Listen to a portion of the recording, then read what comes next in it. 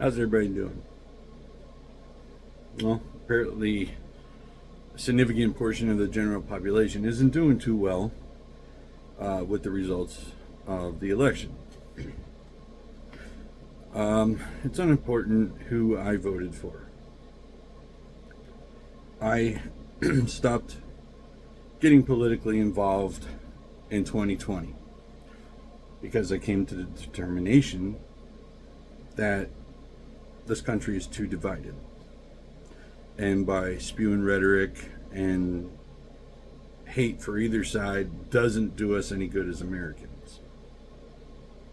Now, I'm just somebody here in South Jersey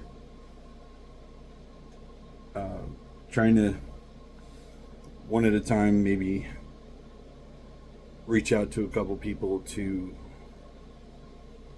lighten up, for lack of terms. Particularly after I just saw a post from a longtime friend of mine, and we've always had, jokingly bickered about political views and stuff like that. But he made a statement saying that anybody that voted for Trump is not a Christian. Think about that. Not a Christian. This person also served in the military.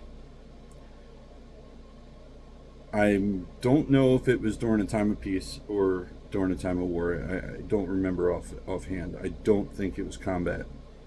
However, I remember in my tenure in the military defending the first free election in Iraq. Yes, defending. Armored vehicles, machine guns, the whole 9 yards. These people never got the chance to vote freely. And even during that, campaign signs were ripped down mischievously by children. But lo and behold, the opposition put bombs behind it, killing innocent people. That's neither here nor there, but some of these people that take the elections for granted and the outcomes try to fuel consequence instead of, let's see what happens. I don't vote somebody just because they're Republican, Independent, or Democrat. I say, what are you going to do to make my family better? I have a vacation house up in the mountains. It's a retreat for my family. My wife has a very stressful job. She works for the state. It has been harder to afford to go there and relax for our vacation. We both work. Than it was 5 years ago, 6 years ago, 7 years ago. The costs have gone up significantly between fuel, tolls. So adding in automation, taking away jobs from people that collected tolls, right there, shows you that America is kind of going in the wrong direction. Set up automated equipment, made in China, made in whoever the hell else knows. Most of it's not made here anymore. It's all computerized.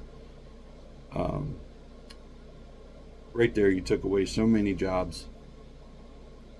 Secondly, going back to my initial part of this longtime friend of mine called me a non-Christian. He called you a non-Christian. He called 75 million other people that voted for a Republican a non-Christian. Referring back to the election I was talking about in Iraq, these people weren't Christian. Maybe some of them. They weren't even Caucasian. They weren't even similar to me. Race, color, creed, beliefs, nothing. But I was there. I didn't protest it. I followed orders. The way I looked at it, I was giving these people a chance that we take for granted. I didn't care who they voted for, but I protected that civil liberty that they had experienced for the very first time. The admiration we were given to making sure that they were safe regardless of their religion, creed, or background, was inexplicable. The appreciation, the gratitude, the tears in their eyes that they could finally have their voices heard is unimaginable to most people. If any of you are combat vets, you'll know exactly what I'm talking about. The freedoms we take for granted every day, divided by race, color, creed, creating more division. We could easily say, well, better luck next time. No, we got to insult people, starting from the very top with the President of the United States, referring to conservative Republicans as garbage. Hillary Clinton referring to us as deplorable. Nazis, fascists, you name it.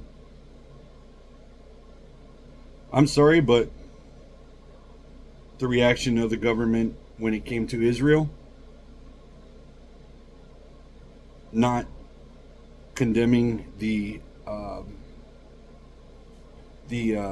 protests happening right outside our political buildings and gathering places, was uncalled for. Israel and the Jewish faced a genocide like no other on the face of this earth. They also faced thousands of years of enslavement in Egypt. They were looked down upon in USA as well as abroad. But we can't gather the courage to say, you know what, calling them genocidal is wrong, when in fact it was Hamas that created yet another form of genocide. Unprovocatedly, killed thousands of people right off the bat. Didn't matter, men, women, children. Think about the concert event. How old are you mostly that go to concerts? You know, I still do. I'm 45. But how many younger people?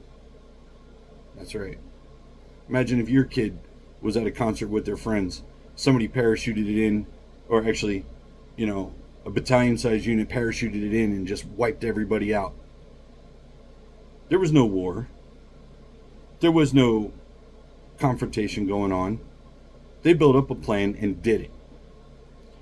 And we expect any country not to retaliate against evil, which is what happened. It was pure evil. And you all think Trump is evil? Go spend some time in Syria.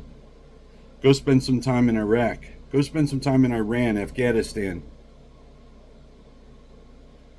When you're facing a cowardly enemy that hides, that buries explosions, ordnance, so that you don't see it coming.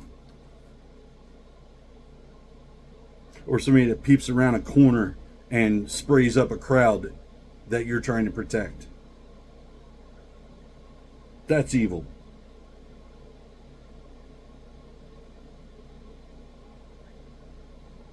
What are your thoughts? If I'm wrong, correct me. I'm open to discussion. I just believe in freedom, a person's right to choose whether it's abortion or who they vote for. It's another thing, Roe v. Wade. Anybody know what it actually did? It prevented the federal government from yet stepping on people's rights to do what it is they choose. Anybody know what the Civil War was fought over? Federal government overreach. States' rights. You want to undivide our country? You want to unify us? Stop talking shit. You want to say we're anti-Christian for voting for Orange Man? I got news for you. What kind of Christian does that make you? God said you had to love one another, love thy neighbor. Everybody should know that.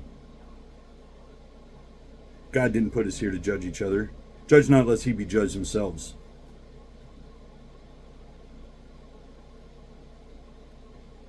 But we're not Christian because of our political affiliation.